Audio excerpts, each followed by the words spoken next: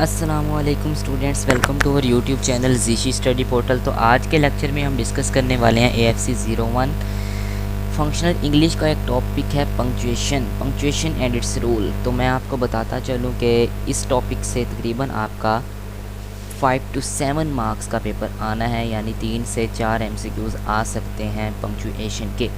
तो इसलिए ये एक इम्पोर्टेंट सा टॉपिक है, क्योंकि 5 to 7 मार्क्स कवर करना भी बहुत ज़्यादा मुश्किल है FE में। तो चलिए स्टार्ट करते हैं पंक्चुएशन को। हम पंक्चुएशन की कुछ डेफिनेशंस और इसके कुछ रूल्स पढ़ेंगे। लेक्चर नंबर 8 में आज FE का आप लोगों से डिस्कस करने वाला हूँ। 7 लेक्चर इससे पहले अपलोड कर चुका हूँ, आप प्लेलिस्ट में चैनल की चेक कर सकते हैं।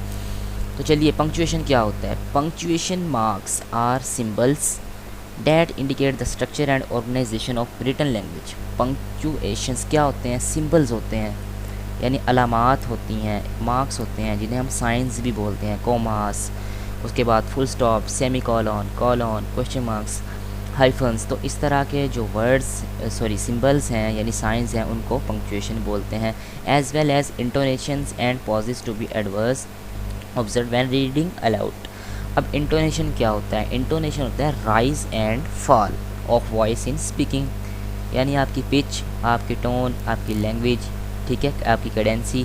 तो ये होती है इंटोनेशंस, ठीक है, आवाज़ में उतार चढ़ाव, ठीक है। In written English punctuation is vital to disambiguate the meaning of sentences. अब डिसएम्बिगुएट क्या होता है? कि जो अनसर्टेन मीनिंग्स होते हैं, मतलब जो फजूल के जो अल्फाज होते हैं या कुछ ऐसे अल्फाज होते हैं जो मुश्किल होते हैं, मतलब उनको एक्सप्लेनेशन के लिए इनको यूज़ किया जाता है पंक्चुएशन को। तो चलिए कुछ पंक्चुएशन के रूल्स पढ़ते हैं। अब देखिए, पंक्चुएशन की मैं आपको एक पहले एग्जांपल दे दूं। देखिए, correct punctuation can save a person's life. Let's eat grandpa, ठीक है, वगैरह। ग्रैंडपा खाने चलें, ये क्या बात हुई भाई? अब जो करेक्ट है वो है लेट्स ईट, चलो खाने चलें, ग्रैंडपा, ग्रैंडपा चलो खाने चलें। ये एक जो है आपका एक करेक्ट सेंटेंस है, ठीक है। तो चलिए कुछ इसके रूल्स डिस्कस कर लेते हैं। तो हमारे पास कुछ पंक्चुएशन मार्क्स हैं, जिस तरह फुल स्टॉप है, उसके बाद एलिप्सिस मार्क्स हैं, commas, colon, semi colon, question mark, exclamation mark, उसके बाद quotation mark, parenthesis, apostrophe and hyphen and dash.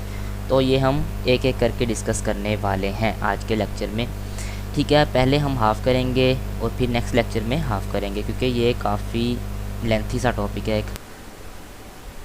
तो चलिए सबसे पहले स्टार्ट करते हैं फुल स्टॉप। फुल स्टॉप क्या होता है? Use a full stop at the end of a complete sentence that is a statement. Full stop को काफ़ी चीज़ों, इसे काफ़ी सारे रूल्स हैं, काफ़ी चीज़ों में इसको इस्तेमाल किया जाता है। जो फर्स्ट है उसमें बताया गया use a full stop at the end of a complete sentence. जब आपका सेंटेंस कंप्लीट हो जाता है, उसको ख़त्म करने के लिए जो निशानी होती है वो होती है आपका फुल स्टॉप लगा दिया जाता है आप सेंटेंसेस के एंड में।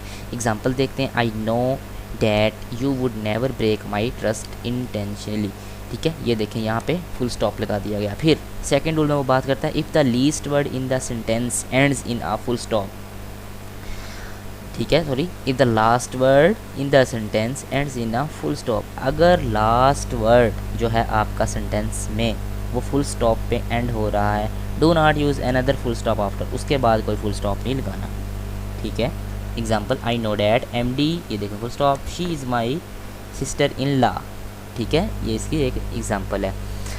नेक्स्ट हम बात करते हैं एलिप्सिस मार्क्स। एलिप्सिस मार्क्स होते हैं 3 डॉट मेथड, ठीक है। 3 dot method is used for ellipsis marks. Use no more than 3 marks whether the omission occurs in the middle of a sentence. अगर ओमिशन सेंटेंसेस के मिडल में ही अकर हो जाए तो उसके बाद आपने अगेन 3 डॉट यूज़ नहीं करने, ठीक है। एग्जाम्पल है original sentence, the regulation states all agencies must document over time और रिस्क लूजिंग फेडरल फंड्स। ये एक कंप्लीट सेंटेंस है, ठीक है। अगर इस तरह का सेंटेंस बार बार यूज़ हो रहा है मतलब आपके पेज पे, तो इसको आप सिंपल शॉर्ट करके इस तरह से लिख सकते हैं, rewritten using ellipsis, the regulation states all agencies must document over time, आगे 3 डॉट 1 2 एंड 3 डॉट, ठीक है। नेक्स्ट हम डिस्कस करते हैं कोमा। कोमास के काफ़ी सारे रूल्स हैं, एक एक करके हम डिस्कस करते हैं। तो कोमा क्या होते हैं? फर्स्ट रूल इसमें बताया गया, टू अवॉइड कन्फ्यूजन दूर करने के लिए use commas to separate words. Words को सेपरेट करने के लिए कोमा लगाते हैं, जिससे आपकी कन्फ्यूजन दूर हो जाती है। एग्जाम्पल देखते हैं, my property is to be split among my husband, जो मेरी प्रॉपर्टी है ना वो मेरे हस्बैंड, डॉटर, सन और नेफ्यू में तकसीम की जाए, ठीक है, उसमें बांटा जाए उनको। Omitting the comma after son would indicate that the son and nephew would have to split 1/3 of the property। Husband और डॉटर को एक एक प्रॉपर्टी मिली है, सन एंड नेफ्यू आ गया इसके दरमियान, इनको दोनों को 1/3 प्रॉपर्टी मिलनी है। Use a comma to separate two adjectives, दो एडजेक्टिव्स हों उनके दरमियान कोमा किस सूरत में लगेगा, when the word and can be inserted between them, जब एक कंप्लीट सेंटेंस हो और उसके मिडिल में कोमा आ जाए। किस तरह से, देखिए, he is a strong healthy man, कहता है वो ताकतवर है या वो मजबूत है, हेल्दी मैन सुनो कि वो मजबूत है, इस तरह से। यूज़ कोमास बिफोर और सराउंडिंग द नेम और title of a person directly address, जिस पर्सन से आप एड्रेस हैं, मुखातिब हैं, बात कर रहे हैं, उसको डायरेक्टली अगर आप बोलना चाहते हैं तो फिर कैसे यूज़ करेंगे कोमा का इस्तेमाल, मतलब कोई भी नेम टाइटल होगा या नेम के बाद, ठीक है। दूसरा, विल यू आयशा, देखें comma, do that assignment for me, क्या ये असाइनमेंट मेरे लिए। उसके बाद वो कहता है यस डॉक्टर, डॉक्टर के बाद किसी को हम मुखातिब कर रहे हैं, डॉक्टर, आई विल, ठीक है, इस तरह से। फोर्थ रूल है, use a comma to separate the day of the month from the year, जो साल है, साल में महीने होते हैं, महीने से दिन को सेपरेट करने के लिए भी कोमा यूज़ होता है आफ्टर द ईयर। अब देखें, she talk to her husband on December 5, ये देखें डे को सेपरेट कर दिया है ईयर से, दिसंबर 5 2013, फिर comma, in Mill Valley California, ठीक है, एड्रेस के लिए। If any part of the date is omitted leave out the comma, जहाँ जहाँ पे मतलब आप डेट 5 जैसा 5 दिसंबर कोमा, फिर आपने साल लिखना है 2003 है यहाँ पे, तो फिर कोमा कहाँ पे, इन मिल वैली कोमा, किस कंट्री में, कैलिफोर्निया, यहाँ पे सेंटेंस के ब्लीड, तो एंड में आपका फुल स्टॉप आ जाएगा।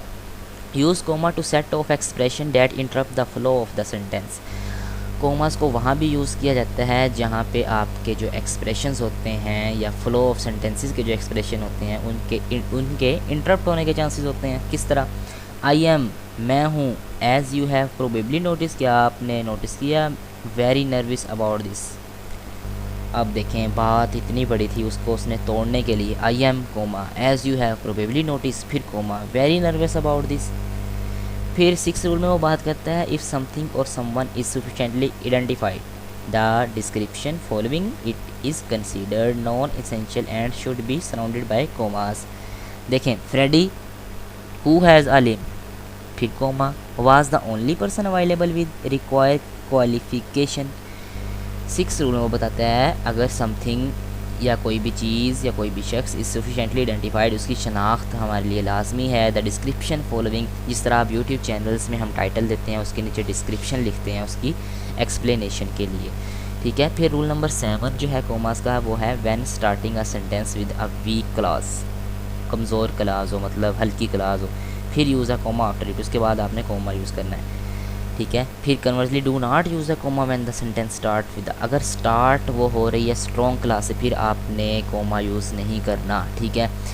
देखें, if you are not sure about this, मतलब वो श्योर ही नहीं है, उसे यकीन नहीं है, एतबार नहीं है, लेट मी नो नाउ, ठीक है। इससे पहले अगर वीक होगी तो आपने कोमा यूज़ करना है। Use a comma to separate 2 strong classes, 2 strong classes को जुदा करने के लिए भी आप कोमा लगाते हैं, जहाँ पे कंजंक्शन जैसे वर्ड्स एंड, बट और, फॉर, नॉट जो यूज़ होते हैं, तो हम इन दोनों मतलब क्लासेस को शॉर्ट करने के लिए भी कोमा लगाते हैं। अब देखें, I have painted the entire house, comma, but conjunction आ गया आपका। He is still working on sending the doors, I paint and he writes, देखें इतनी सी बात है, उसने इसको शॉर्ट कर दिया। फिर use the comma to separate 2 sentences if it helps to avoid confusion, comma 2 sentences को सेपरेट करने के लिए भी यूज़ होता है अगर उसके दरमियान कन्फ्यूजन आ रही है, फिर कन्फ्यूजन दूर करने के लिए भी हमारी हेल्प करता है। अब 2 क्लासेस हैं, I choose the colours red and green, देखें, and blue was his first choice, blue उसकी फर्स्ट चॉइस थी, लेकिन वो कहता है मैंने कलर चूज़ किए थे वो रेड और ग्रीन थे। तो फिर रूल नंबर 10 जो है कोमा का, वो है use commas to introduce direct quotation shorter than 3 lines. अब कोटेशंस काफ़ी बड़ी भी होती हैं, 2 लाइन्स, 3 लाइन्स, 1 लाइन, तो उसके शॉर्ट करने के लिए भी कोमा यूज़ होता है। ही एक्चुअली सेड कोमा आ जाएगा, ठीक है, जिस तरह डायरेक्ट इनडायरेक्ट में होता है। He actually said I do not care, ठीक है। Use a comma to separate a statement from a question, एक क्वेश्चन से उसकी स्टेटमेंट को अलग करने के लिए भी कोमा यूज़ होता है। कैसे? आई कैन गो, मैं जा सकता हूँ। कैन नॉट आई, क्या मैं नहीं जा सकता। इस तरह के क्वेश्चंस में भी आपका कोमा यूज़ होगा। फिर रूल नंबर 12 जो कि लास्ट इसका रूल है कोमास का, वो है use a comma to separate contrasting parts of a sentence, ठीक है। एग्जांपल देखते हैं जी। कंट्रास्टिंग पार्ट क्या है? This is my, that is my money, ये मेरा पैसा है, नॉट योर, तुम्हारा नहीं, ठीक है। ये कंट्रास्टिंग पार्ट है जिसमें मतलब झगड़ा या कोई भी बात होने की उम्मीद है, कोई चीज़ मतलब लड़ाई वगैरह है, या उसको अपना हक जमा रहा है उस पर। डैट इज़ माई मनी, ये मेरा पैसा है, नॉट योर, आपका नहीं है। तो ये हम कुछ पंक्चुएशन के रूल्स आज के लेक्चर में हम डिस्कस कर रहे हैं। उम्मीद करता हूँ आपको वीडियो पसंद आई होगी, तो चैनल को जल्दी से सब्सक्राइब कर लें ताकि आपको फंक्शनल इंग्लिश के जो है नेक्स्ट या अपकमिंग जो वीडियोस आ रही हैं वो भी मिलती रहें। शुक्रिया, अल्लाह हाफिज़।